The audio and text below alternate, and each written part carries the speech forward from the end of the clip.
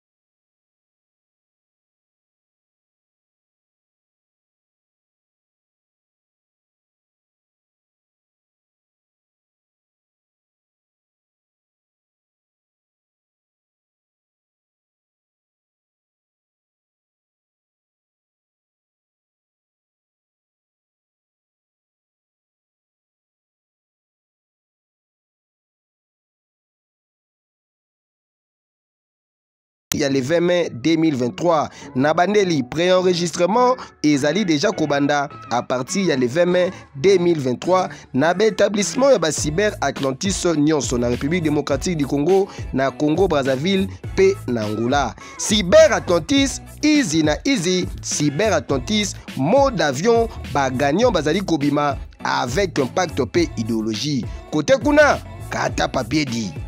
Yeah, que yo. Oye! Oye! Oye!